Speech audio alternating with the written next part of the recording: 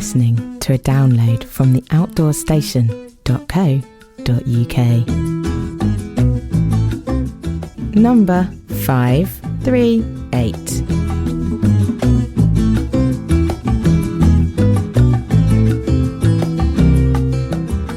Hello and welcome back to the Outdoors Station.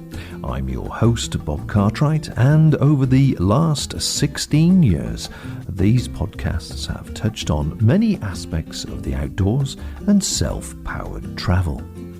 Sometimes I interview other travellers and hikers. There's also a mix of audio diaries, talks with brands, authors. It's basically a huge reservoir of outdoor knowledge and love, all contained within the library of 537 podcasts, just sitting there waiting for you to call upon them and set them free and help you to get through this current lockdown. If you're a long-time listener, you'll know that where possible, I do like to talk with new and upcoming brands to give them some airtime and help share their message, especially cottage industries and in particular those with a sustainable approach.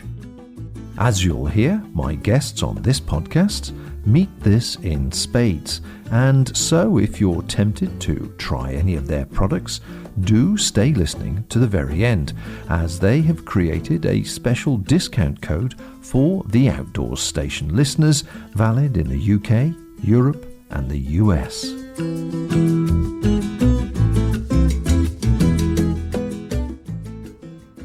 Good evening everyone, and welcome to another live stream here on the Outdoors Station, and something a little bit different tonight. Every week's a little bit different, in fact.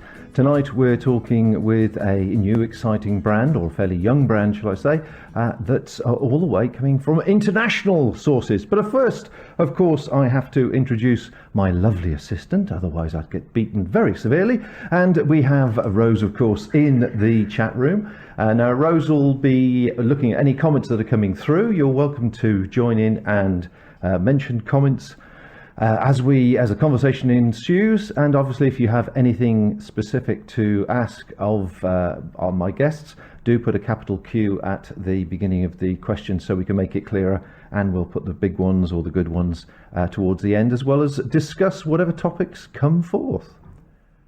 Yeah, I'm looking forward to this tonight, actually. There's some really interesting information coming through, and I do a bit of spinning and weaving myself and dyeing, so I'm really interested. So there you are. You have it from the spinner in the family. So she's already been asking technical questions in the pre-show. So we'll see how it transcribes. So tonight, who are we speaking to? Well, tonight I've got the pleasure of speaking to Meli and Rensso Hinostroza, who are the brother and sister team behind the young and upcoming brand Arms of Andes, based in Peru. They make highly technical and durable and sustainable apparel using lovely soft alpaca wool, keeping their carbon footprint extremely small, servicing the UK and Europe with the .eu address and the United States and others from the .com. Using locally sourced materials, local suppliers, local skills and other natural sourced dyes and cotton, they're leading the way in Peru with sustainable manufacturing practices.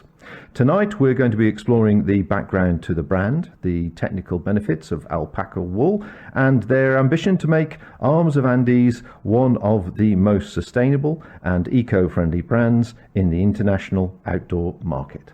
So welcome to the show, Meli and Rensso. Hey. Good evening. Good afternoon.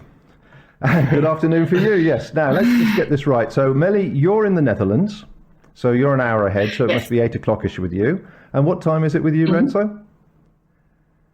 It is 2 p.m. 2 p.m, okay. So just a brief check, first of all. Obviously, COVID's affected us all, and I understand your factory is, or your workshop is currently on lockdown at the moment. Are you guys sort of strapped in and limited to what you can do as well, both in the Netherlands and Peru? Well, for me, it's a bit, we're on curfew right now, so everything's done through a laptop. But I think for Rensso, it's a bit harder because they're on full lockdown, right? Yeah, so In Peru, we have a curfew at 6 p.m. here in Lima. It's very strict. Everyone has to wear a mask if they're going outside.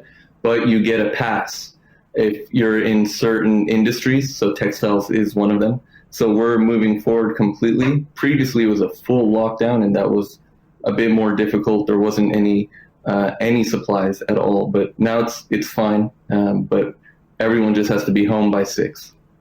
Okay. So managing. And have you, in Peru particularly, have you got the vaccine coming through? Is it filtering through the system? I think right now it's only for just essential people, but I did just read an article that they're negotiating to come through, so it's taking a little while, actually. Right. And Peru is a serious situation. Okay. All right. Well, we'll move on from that subject, but I was just interested to know what limits or what restrictions you had. But first, I really want to start with Meli tonight, if I may. Meli, Arms of Andes is probably a name quite unfamiliar in the UK. It may be getting better known in the European, because obviously we're not part of Europe anymore, in the European countries. And I know you've only been going for a sort of couple of years, but you're really starting to get going now. So could you just give us a little bit of background about you and your family and your history and the relationship with Peru? Yeah, of course. So my brother and I were born and raised in Los Angeles, California. Our parents are from Peru, my mother from Cajamarca, and my dad from Huancayo. And we've had great ties with our culture. We've been going to Peru since we were kids, and we also hold citizenship as well. And we've been doing business in Peru for several years now. And we've been working with the alpaca fiber for about 7 years. And basically we looked into the benefits of alpaca wool and the functional side of it. And we kind of fell into the outdoor industry. Also, me and my brother are also backpackers and travelers as well. So we're quite familiar with how it is to pack light and have good clothes that will take you further into your adventures. So we were fortunate to come from a country that has this fiber, and we developed a base layer that turned into a mid layer, but it all came out well. And basically that's how we started. And your family are the majority of family still obviously in Peru, because obviously Rensso is in Peru at the moment, or have you sort of spread out over distant lands? Yes. So I moved to the Netherlands about 4 years ago, and that was just for studying purposes. And luckily, I was able to open the company in Europe as well. But my brother lives in Peru at the moment, and he handles everything of production there. And as well, we also have most of our family there too. And the pictures we're looking at the moment, is that the area that your family sort of herald from? I believe that's more Cusco area. Region. I wouldn't say there's I think you have a photo of my brother and my mom in front of an abandoned house, kind of. That's where she's from, but this area was more the Cusco region. Yes. So that's the home she was raised in, and her house was built of adobe, so it's more, I guess, traditional, you could say. She was raised, I guess you can say, very Inca style. She made her own clothes. She made her dolls. She dyed everything. So she lived I would say, a more sustainable lifestyle, and that really influenced us to really push sustainability and ask these questions of the way she lived. So why would we use natural dyes, and why is it so important? Yeah, that was going to be my next question, really. I know that your parents, or your father in particular, you mentioned in some of your text on the website, influenced you quite heavily to think about producing a sustainable product and using a very small carbon footprint in the process.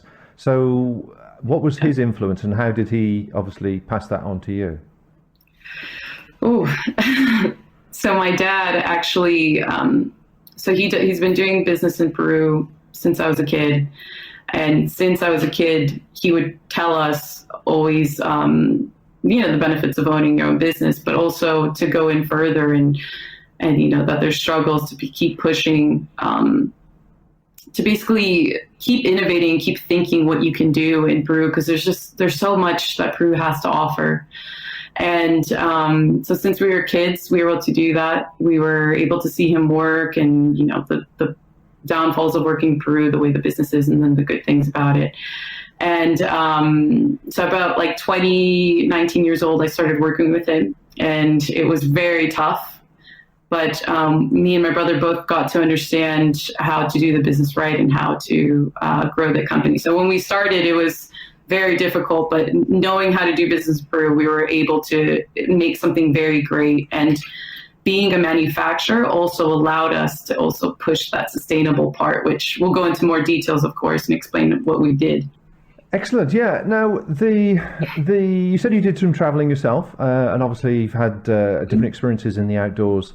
So what education, not education, it's not the right word, what experiences did you have that made you start to think about alpaca as being a different type of yarn, a different type of material? Before we get into the deep technicalities, just the general feel of it, how did you suddenly think, hang on a second, whatever it is you're wearing is not quite as good as whatever it was that you had in mind, or some other alpaca-based product?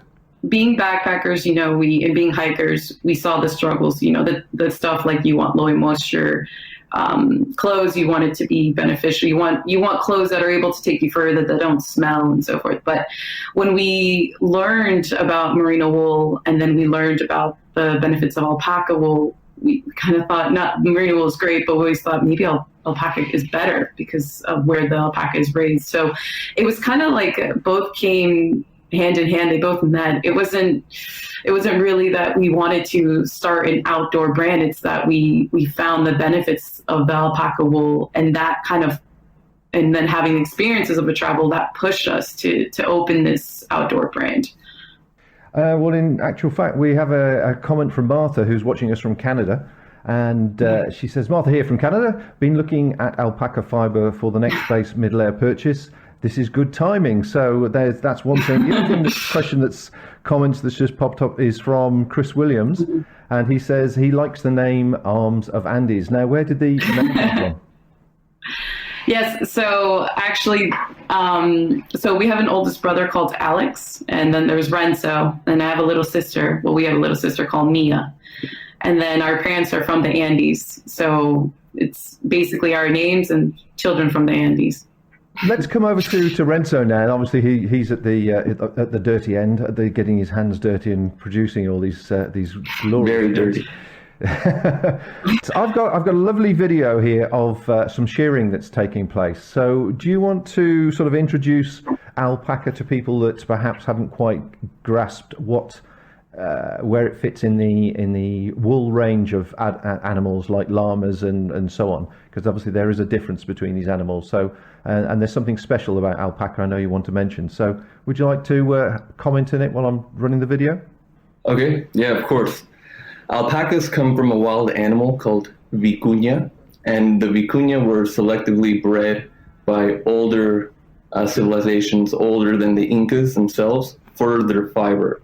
So for thousands of years, so more than 0 BC, before that, alpacas were being bred in the mountains by these small rural communities. So what you're seeing right now is actually a small community. And throughout all of these tiny little communities that have 1 alpaca, 2 alpaca, 10 alpaca, 20 alpaca, and they do this, and they've been doing this for thousands of years with alpaca. Now, because alpaca come in this environment, the Andes, thousands of meters up in the mountains where the environment goes from very cold to very hot in the same day, the fiber is actually adapted for extreme weather conditions, much like merino wool. And this is where all wools have an advantage over other clothes, is that they're actually clothes. The alpaca fiber is the clothes of the alpaca. And the environment the alpaca comes from is a very difficult outdoor environment. In fact, of the fibers, I would say it's the most difficult environment.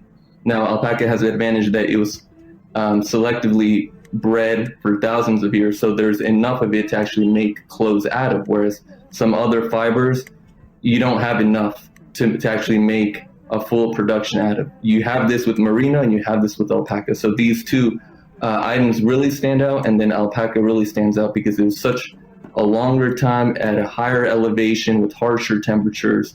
So this is what makes the alpaca fiber really stand out. And then on top of that, a very rich cultural history with the people, natural dyeing, hand selecting the fleece. There's a lot of culture behind these fibers as well. And from the video clip we saw there, I've never seen an animal look so chilled out, being sheared, if nothing else. Are they all as relaxed as that? Yes. No. No, some yes, some no, but they have been doing this for a while. It's nice to see. It's not a big, in fact, you have to shear them. So it's not even an option. If you don't shear them, they'll grow bacteria and it'll get too heavy. So they've been selectively bred for this. They're not like the wild vicuña where that's not an issue. They're already wild animals. They don't have to be sheared, but the alpacas have to be sheared. So in some level they are used to it, and in some level they can be nervous. Sometimes they throw up. That's more common, but it's nothing abusive at all. Well, they certainly look very relaxed during that clip. Now, I've got some more pictures to show here, a slideshow of sort of the production process, or as best I can grasp from the material that you've sent me. So do you want to just sort of talk us through the method, the process? Because I know the emphasis is definitely on the fact that your source material isn't very, very far away from your production house. Everything is kept with a very minimal footprint from a carbon point of view, and obviously you're using local skills throughout. So talk us through the pictures that we're going to see on screen. Okay, perfect. So this is me holding the alpaca fiber.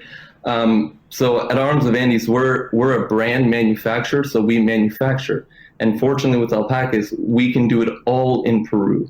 So this gives us a huge advantage of transparency and also control over the production, because we speak the language. At any moment, we can fly over to Cusco, Arequipa, or wherever, and see. So this image we're seeing is some of the technical benefits. And it's a comparison between alpaca fibers and the other fibers. Used in outdoors would be the polyester and the merino wool as well. So to begin the production, the animal has its fleece. The alpacas, they have their fleece, and in the previous video you could see that they were sheared.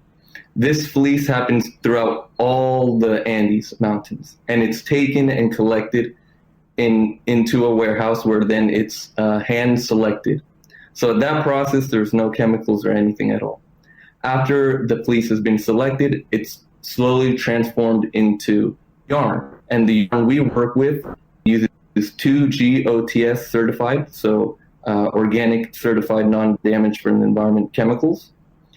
And then basically throughout the rest of the process, there's no chemicals. So after it's made into the yarn, it's woven into fabric, and then it's cut into the pieces to make the clothes.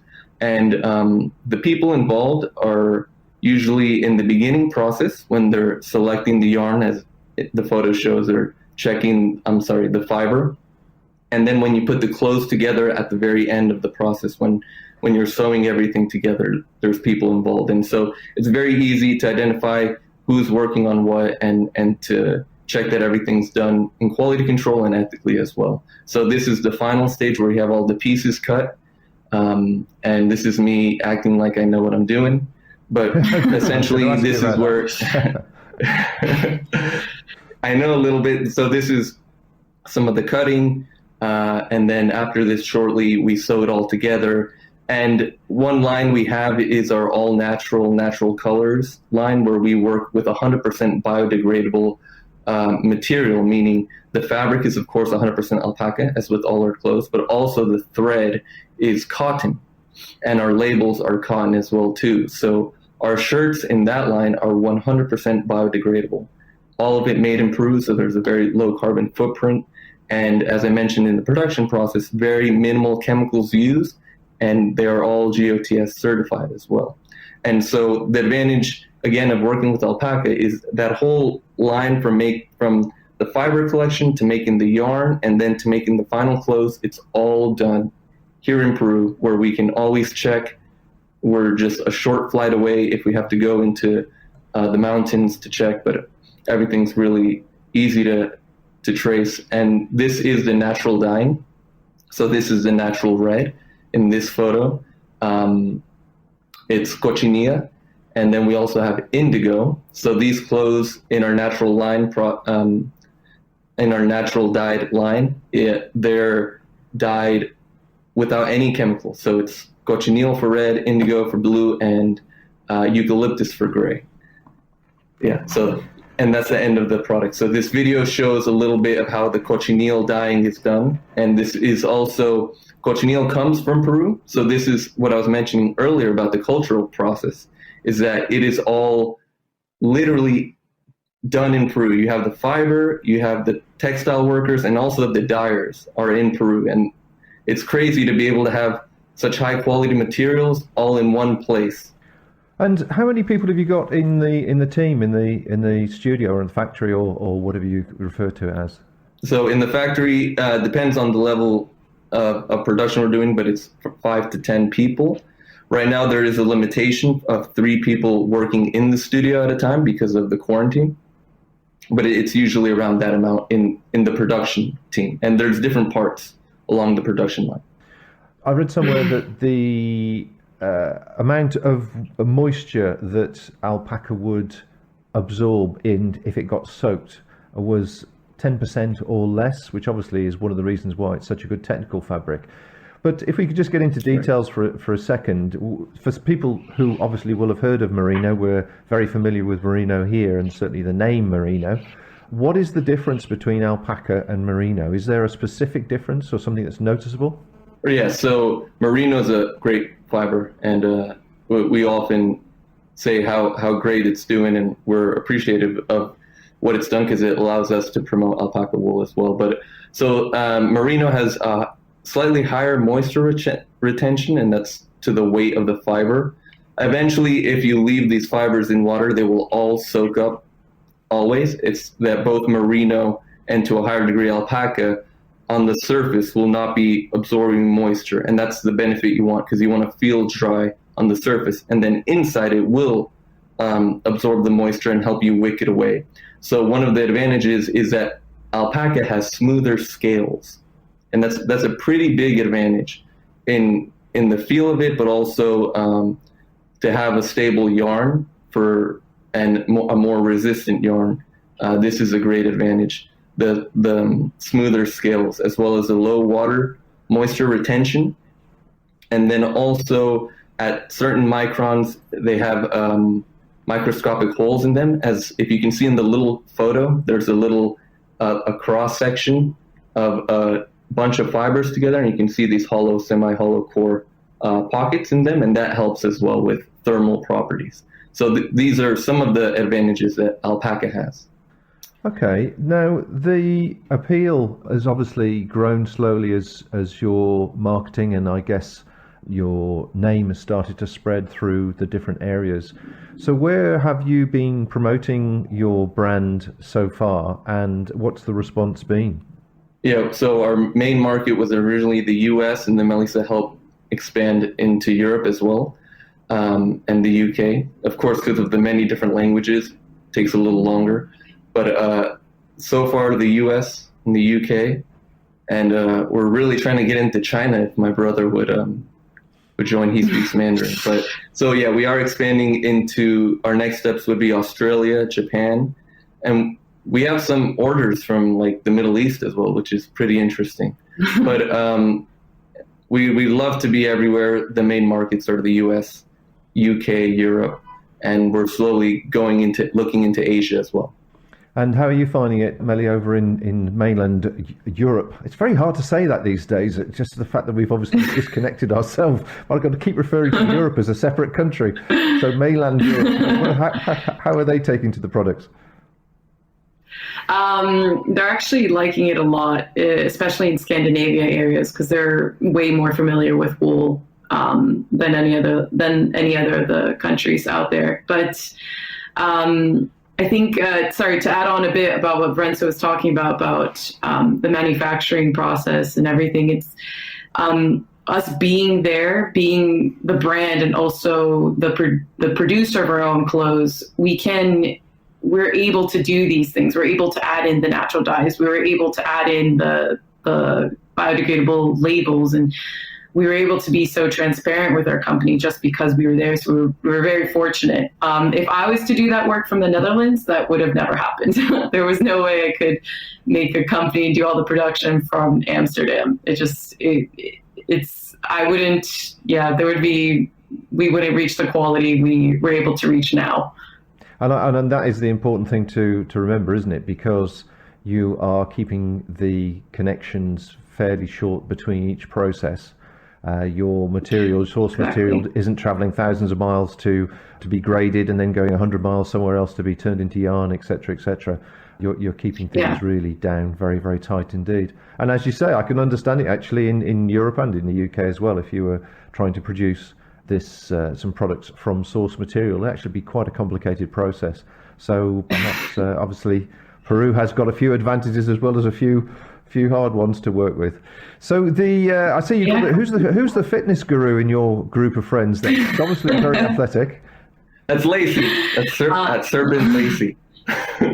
That's one of our friends. We did a little trip in Cusco. She's wearing the natural indigo leggings and the eucalyptus long sleeve shirt, and she joined us on a trip in Cusco. She lives in the Sacred Valley, and she was very nice enough to let us take some pics of her in this hot day. So we're very grateful to Lacey. Perform for you. So coming to natural dyes then, I mean, I must say, folks, if you're watching this and obviously you're engrossed in the conversation, which is great, if you've got any comments or any questions you want to put to Meli and Rensso, then please drop them in the chat. Both chats seem to be working quite nicely, YouTube in particular and Facebook occasionally, but YouTube's the one. So if you've got any questions or any comments that you want to put forward, and because I've got a question, I know Rose has got a question.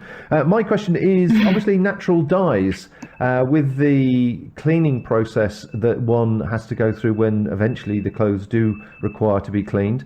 How careful or how cautious do you have to be with the natural dyes that obviously they don't come out or spoil anything else that's in the wash?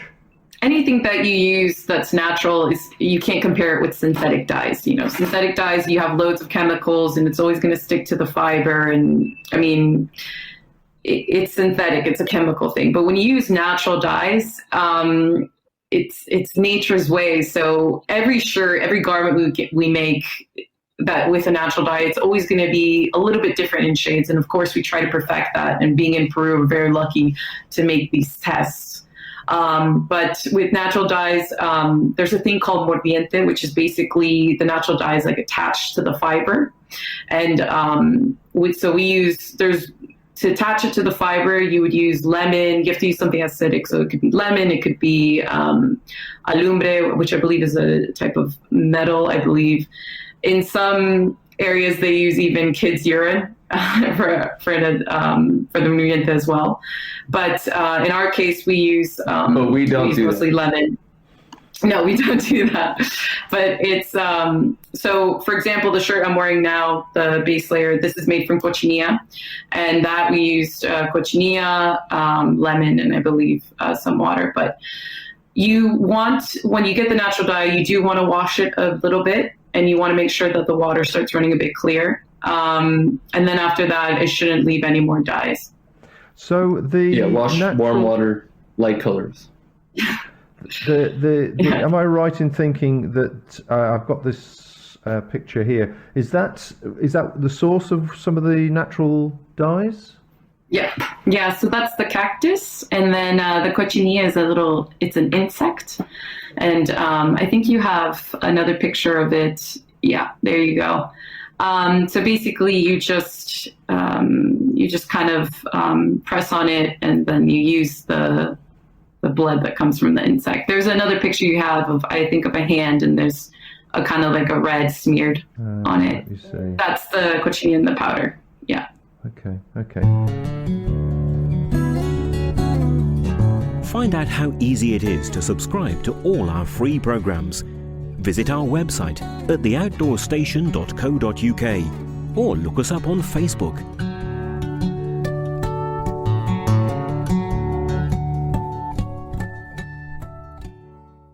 I'll find that in a second. We have a couple of questions coming through, some comments. Let me just see. This was the one that Rose asked you earlier on before we started. Why alpacas and not use llama wool for production? But I think you've kind of answered that already. Yeah, I actually think Rensso would answer this a bit better. Oh, okay. Rensso? You know, the most luxurious animal fiber is the vicuña. It's a very, very beautiful animal. So the previous civilizations domesticated the vicuña for their fiber, and that turned into the alpaca. The llamas were actually domesticated as more of a pack animal, not strong like a donkey, but they were carrying more items. So it wasn't really so much for their fiber, so their fiber isn't as prized as the alpacas, but people do make clothes out of them too. But it's just not at the same level because they weren't domesticated for that reason. So, but they do have advantages, and they do grow more in Bolivia and Argentina. So either way, Peru has more alpacas, has a mix of both. And then alpacas live in higher elevations as well. So the environment they're in is more extreme. So that's another reason why their wool is more resilient. Okay. Well, we've got a few more questions coming through, so we'll start going through some of them now. It's from Chris. Thank you, Chris, for taking the time to put this in. Is alpaca, I can't say it tonight, alpaca wool like merino, as in not itchy on the skin? Correct, right. So the factors that contribute to itchiness, one of them is the micron size. So early in the history of wool, people were making thick wool, products made from thick wool, and that's what made it feel quite itchy. There are other factors, of course. So merino wool is a very thin micron one, as well as the alpaca we use, the royal alpaca. So that makes it also not itchy. And then there's the other factor that alpaca has, which it has smoother scales. So the hairs on the fibers have scales on them, and the alpaca ones are very smooth relative to the merino ones. So yes, it is less itchy than merino. While I think about it, if one of you could answer, the other question I would have is, when you do wash it, do you have to be careful about shrinkage and that type of thing? But do carry on, Meli, whatever it is you were going to say. Oh, sorry. No, just to add on a little bit. So we use royal alpaca wool, so that's about 18.5 microns or so, around there. Most of the alpaca wool that you would find in the market now is a bigger micron, so usually around 19 to 20 microns. And then like the rugs and outer blankets around 20 or 21 microns above. So the one we use is around 18.5, and that's about 1% of the exported alpaca wool. So it is, the alpaca wool we use is quite rare. Not many people use it. So it could be that maybe alpaca wool has this idea of being itchy, because what you would find most is the 19 to 20 micron alpaca wool. Well, we use a bit finer. So it also depends on your skin as well, how sensitive you are. I've had friends who found merino wool itchy, but not alpaca, and I've had it reverse. So it's definitely depending also on the user. Okay, and then just to continue that a bit further, how would somebody know what thickness alpaca was used in the manufacture? Is it an obvious thing? Yeah, because if you're using a finer one, you're going to say it always. So the popular one is baby, and if you're working with baby, you're going to promote this is baby alpaca. It's not alpaca. It's not wool that comes from baby alpacas. It's just that's the name of the grade that Meli mentioned. So they're going to definitely say this is baby alpaca. They're going to say this is 100% baby alpaca. And just like we do, we say this is 100% royal alpaca, the 18.5 microns, whereas baby is 19 to 20 microns. And then anything above and beyond that superfine, guarizo, these other ones, greso as well, they're just not going to talk about it. So if where you're buying, when people come to Machu Picchu and they buy these alpaca sweaters, they're not 100% alpaca, and they're not baby or royal alpaca, because if they were, they would be promoting it, because that's where the price comes in. And so like in our clothes, the reason we promote it is the price of the clothes comes from the value of the fibers. We're not putting so much into marketing, we're not putting so much into advertising because we're trying to create innovative products that people are inspired to learn more about on themselves because the product is good. So because of that's the value of the product is really mostly from that quality of the material used. And when you have quality material, you're going to promote that. So for us and for the people who use baby alpaca, which is a really good grade of alpaca, you would definitely be promoting that. Oh, excellent. That's really good. Thanks for clarifying that, because I had no idea there were that many different grades, and obviously now people know what to look for, which is the most important thing. Another question we've had come through, we can see that there's a range of base layers in the pictures. Obviously there's base layers and mid layers, I think. Do you have any more ideas for future products, or are you expanding the range more? Yes. Yeah, Meli, you go ahead. Definitely. Oh yeah, definitely. Not many people know that alpaca wool is actually great for summer and spring. So we're coming out with a new collection mostly for summer. So we'll have shorts. We'll have possibly lighter long sleeve shirts. We're going to have lighter base layers as well. And I think also we'll be coming out with more undergarments, more underwear type of things. Yeah. Okay. I've got a question here for you, Rensso, from Charles Ross, who's a regular viewer. Thanks for watching again, Charles. Have you looked at the incoming responsible alpaca standard from the Textile Exchange? If so, what do you think of it? When RWS landed it, took a couple of goes to get it better. I'm not too sure what that means. Are you aware of what Charles is referring to? No, I'm not aware of what he's referring to, but I can just talk about a little more about the context of alpaca and responsibility. I can try to depict it a bit more. So if I were to compare it to merino wool, both fibers will have a history of use. And in merino's case, the merino sheep comes from Spain, and then it was brought into Australia and New Zealand, where it's the sheep are grown. In the case of alpaca, alpacas come from Peru. So the history of use there is from these small local communities, actually. And it's been like that for a while. So they're really part of the culture. And that's important to note, because the way they view these animals isn't as a commodity. And that's the key difference, is that they're not viewed as a commodity. So each individual family views alpacas in a different way, more as a part of the culture. And it really is viewed like that. So the norm for alpacas is to care for the animals, and because they're a part of your life and your history and your culture. Okay, thank you. Another question's come through from Martha in Canada again. Thanks again, Martha. What is the relationship between the warmth rating of the fabric or garment and the microns of the fiber used? So going back to your previous comment about the royal alpaca. Right. So definitely, without a doubt, if you're using thicker fiber, it's going to be warmer. But this is one of the tricky things with textiles, is even if you use a thinner fiber, but your yarns are thin and it's a closed knit, a very small knit, as our clothes are, for example, the knit here, it's very small yarn. So even if it's not like these bigger alpaca sweaters that are used more in fashion, this is more of this is an outdoor apparel. So it's a small yarn and a very, very small knits. So that would offset the thinness of the microns, is because you're using you're getting more coverage as well. So on its own, the fibers of the thicker hairs would keep you warmer.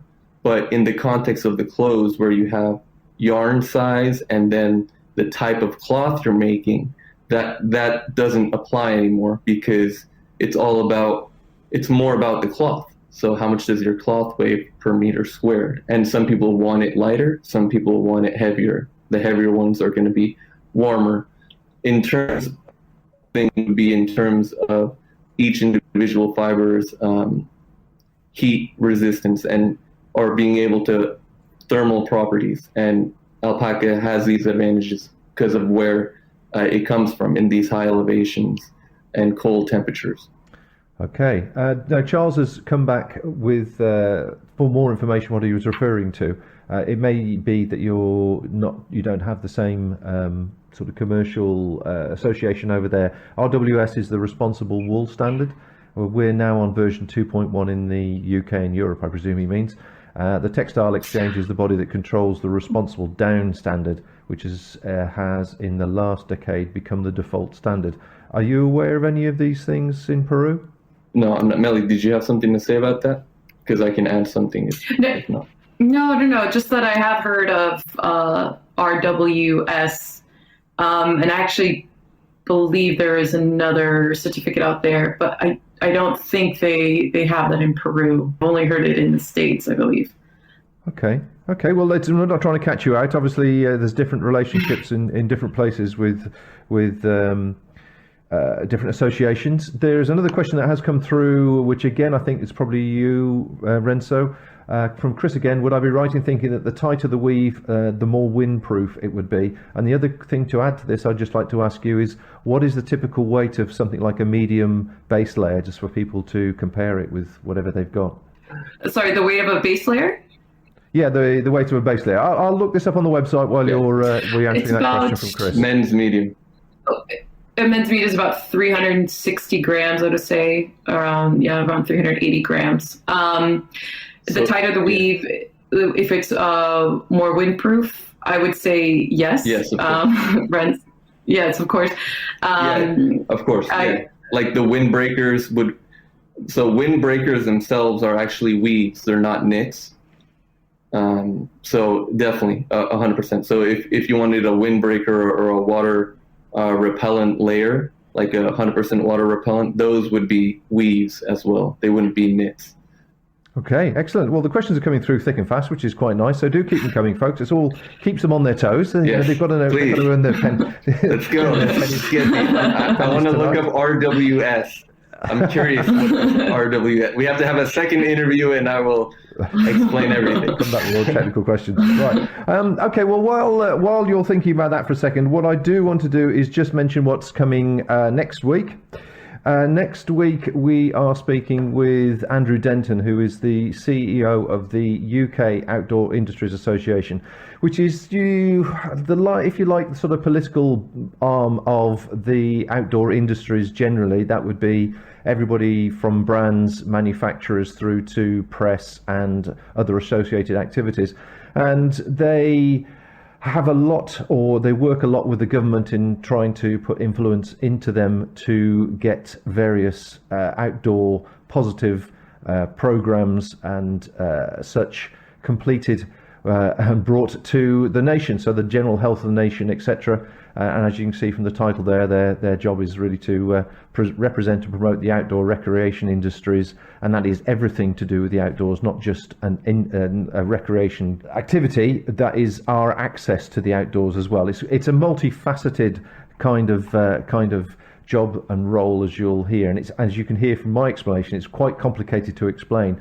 It's all about lobbying government and trying to put forward the health benefits of being outdoors, as we've obviously learned to appreciate over recent weeks and months, or 12 months now, haven't we? Just the mental benefit as well as the health and fitness benefit.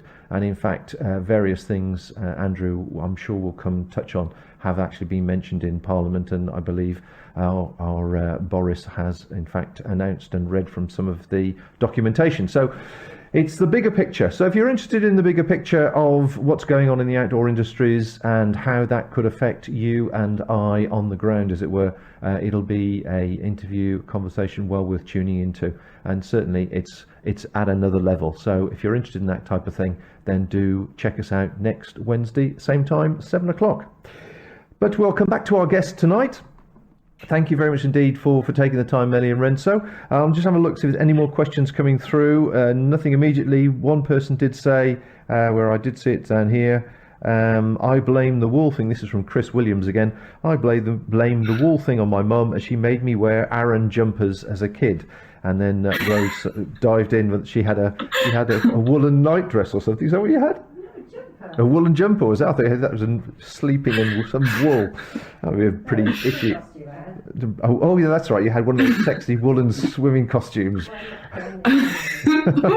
My gran knitted me my first swimming costume. I can remember my gran knitted me a swimming costume, which was great until you got in the water, and then you know what happened as soon as you get it wet. It just came down by my knees. It was. I can remember even then being mortified. I must have only been about 5. One in Alpaca. There's an opportunity for you guys. Right. That's the plan. Now, you mentioned your other products. Did you say you're coming into a range for babies? Or was that a completely different brand name you're going to work to on that baby range clothing? Definitely. We're going to get into so apart from the outdoors, we're going to have a different brand that's going to focus on creating just all sustainable clothes. So it could be baby clothes, anything. Because of the unique positioning in Peru, we really want to push the sustainability as much as we can, and sustainability in dyeing, sustainability in the whole manufacturing process, and also ethics and transparency. And this is something we're learning more and more about the details. We're improving our methods, but also we're hoping to create a platform through social media to teach people, what to look for. What are the correct questions to ask about sustainability? Is the shirt biodegradable? Were any chemicals used in the manufacturing? Are the logistics low in carbon usage? So there's so much information out there about sustainability. We want to create a lot of products from Pima cotton, alpaca, from everything possible, and explain to people what makes it sustainable, what they should be asking other brands for. So we want to be very involved in the conversation about sustainability because we think there's a lot we can change in the industry. No, just to add on to what Rensso is saying, we do want to be a source of good information for people that are looking into sustainable products. Because we're a brand and they manufacture, we can understand what to look for in a product. There are certain things that I had no idea about asking about, like the stitching of the garment piece together. I never would think to ask somebody, to ask a brand, is it made from a biodegradable material? Is it made, where is this from? And then I guess the ultimate question that we still are figuring the answer to is exactly what is sustainability? Because you can say a product is sustainable, but where does it come from? Does it come from, let's say, Australia? Does it then go travel to Asia? Does it go and then distribution centers? And then you have the packaging, all the plastics that's involved, all the chemicals in production, and then the end life as well. That's super important. How you dispose of the item once you're done using it. I had one customer who asked me, like, exactly what do I do? And then I told him, just dig it up in the ground and let it biodegrade. But you can't do that if all of the threads and the labels are not made from natural substances like cotton or wool. So we were trying to be a source of information for people to really get transparent information, know what to ask about a sustainable product. It doesn't have to be about alpaca wool.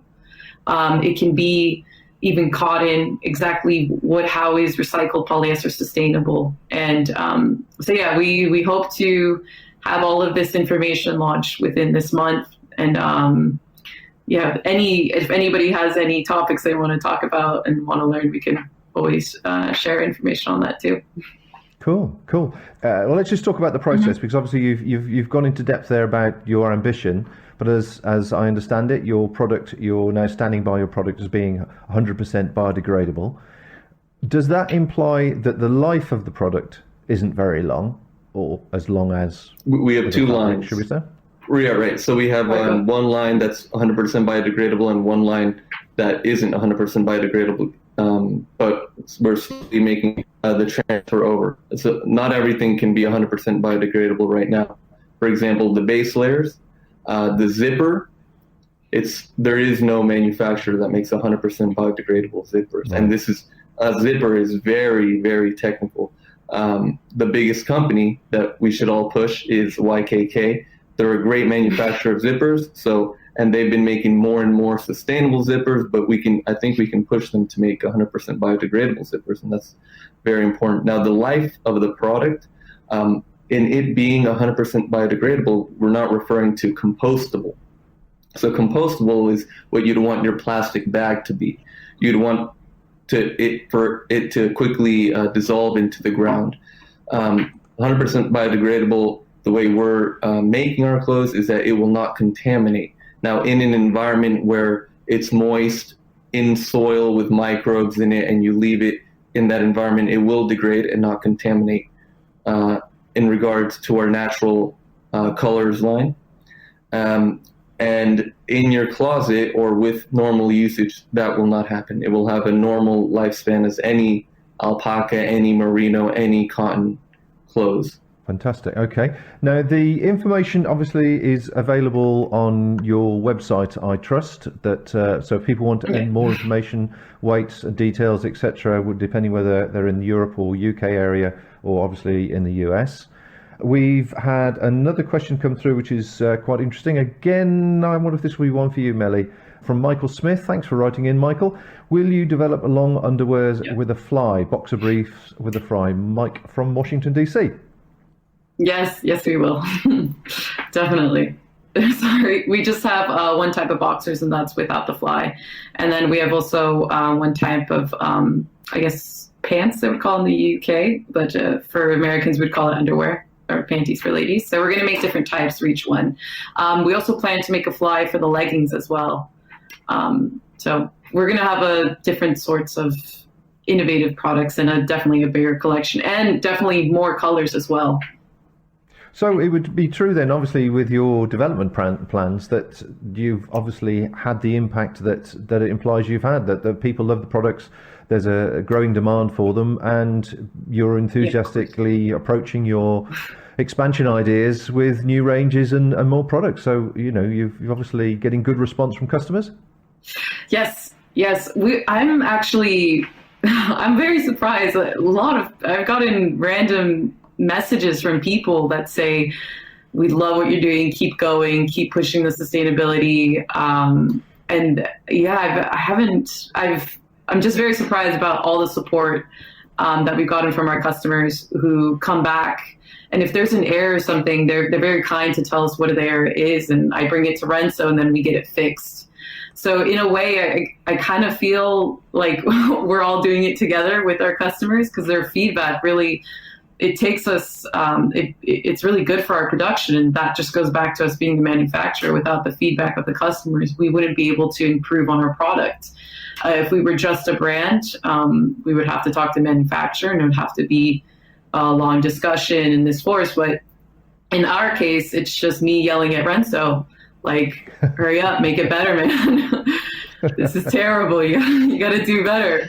And then that leads to more fighting, and then I'm right. Yeah. Well, you have a discussion, and he has to agree with you. That's with the advantage with a small company, of course. You can be light on your feet and turn things around. Yes. Perhaps this is a question for you then, Meli, from Martha in Canada. Any plans to do a hoodie with no zipper? Because I think there's a zipper on the hoodies that I've seen the pictures of. Yeah, this is actually one of the products I've been bugging Rensso about as well. I've been saying, I was like, we need to make one without a zipper, and we need to also make the base layer, so essentially the hoodie without the zipper, also without a zipper as well, because I know personally I like when it's no zipper. We also plan to add pockets, of course. I've been testing our gear in the Netherlands for about a month now. I'm not sure if you heard, but last week it was snowing here. The canals were frozen. And I've been running. It's been, I think, about close to -5 Celsius in the Netherlands. And I would wear my leggings, my 110 shirt, long sleeve. And then I wore this, I actually run in as well. And then I wear a mid layer over it, and then I just run with mittens, and I'm pretty good.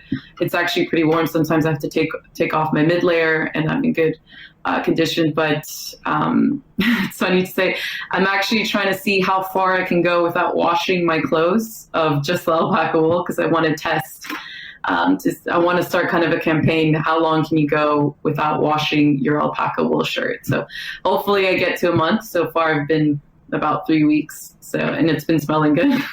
Great. Well, we're sort of coming up to our hour now. Just like to remind people, if they would like to follow us, we're, in fact, I shall start that video again. For some reason, it has started halfway through. So let me just come back to my buttons because we have in that video all the contact details for the company, which goes something like this.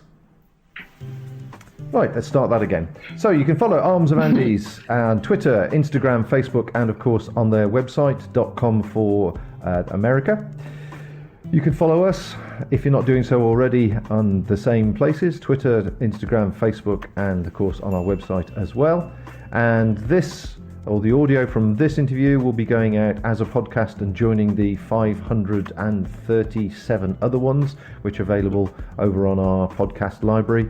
And of course, I just want to say thank you to everybody that watches the show live, to the podcast listeners, to the guests, and everybody that's part of the newsletters and the live stream, and also those that have made a little financial donation as well on Ko-fi and Patreon, which is greatly appreciated.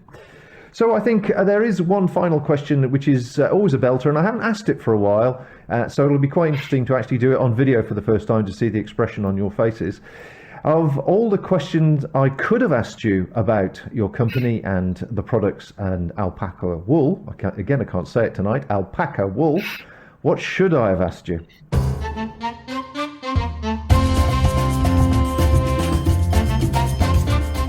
I'm just going to drop in here, as after the show ended, 2 questions were in the chat which I could have asked at this very moment. The first was to clarify the location on a fleece of the royal and baby wool that Rensso mentioned. These are to be found on the chest and centre of the back, respectively.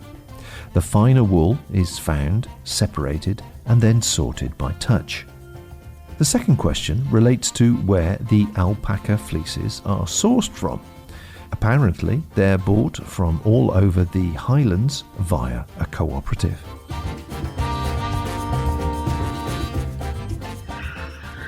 How is the life of the alpacas? I would guess maybe the life of the alpaca. That's actually quite an interesting story. Every time I see people go to Peru, and they're just astonished about how the alpacas live so free in the Andes, and how we treat our alpacas like it's part of our family in a way. These alpacas live like the best lives, I can say. Me and my brother try to find them to take some photos one day, and we couldn't find any because they were brought up to higher altitudes, and the only way to reach there was by hiking, and it would take like 2 hours to get there because they just live such a nice life. And it's interesting because the reason the alpaca fiber is actually so great goes back to the climates, to where they live. In one day in Cusco, you have it super cold, it's frozen, and then the sun comes up, and then it's super hot, and then it's windy, and then it rains, and the alpaca has to survive all of that. So of course the fibers have to protect themselves, but then also the life of the alpaca. There's a happy alpaca, there's great fiber as well. So I think that might have been one good, interesting question. How do Peruvian alpacas live? And then I don't know if there's another one. What about you, Rensso? Have you thought of one that I should have asked you? You asked some great questions. The audience asked some great questions. Some questions I never answered before. Well, have a moment. I'll just give you a couple of more comments that have come through from Chris Williams. He was suggesting wooden toggles rather than plastic zips for closure.